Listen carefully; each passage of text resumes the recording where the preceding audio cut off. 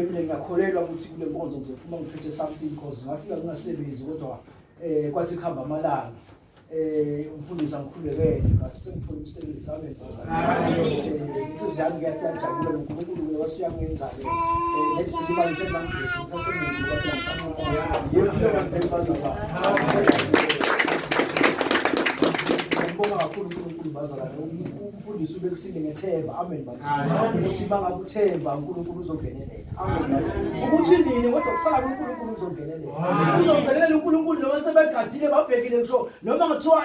babhekile ngisho emndenini ukuthi wenzani amen bazalwane hleke sithuka ke nasempilo ezinzima ke phakathi emndenini kodwa uNkulunkulu ufike wangenelela phakathi nendawo amen manje ngiyabonga kumusa kodwa ke kumjabulisa ngoba bazalwane ngabalahli egameni kaJesu umfundisi nasekhaya ufike nje ngabathimela something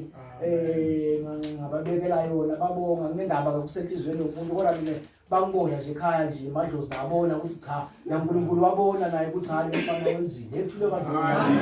cha namthanda uNkulunkulu bebangcweleke inkonzo levela kuphila khona abangcwele ngingashayi phela bazalwane bese ngizela ngophila kuphela nje lapho esonto bese cha abangcwele siyasebenza bosamatoka sekudele ephiwe madle ilanga nje ngizawubuya nalabo bakami nje sabe sigcwele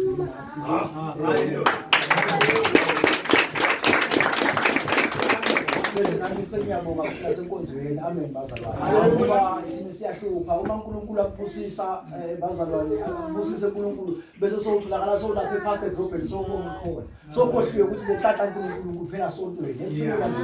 bese lo uNkulunkulu weso soyi breaker lento manje amen bazalwane bese phinde ukuqala phansi futhi uzofuna ukuthandaziswa sontweni labazalwane bese bayabhoreka ke manje ukuthi ngoba lona bese usodlala ngenhlanhla bese akasabuye sontweni amen bazalwane manje ukuthi bosamba ngizwe ngathi uNkulunkulu mase sibusisile bakithi kanti singaphinde sibe sizobonga khona la endini yesonto egameni laJesu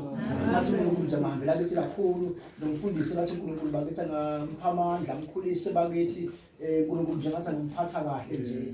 amode uNkulunkulu nje nalo msebenzi wakhe wande kakhulu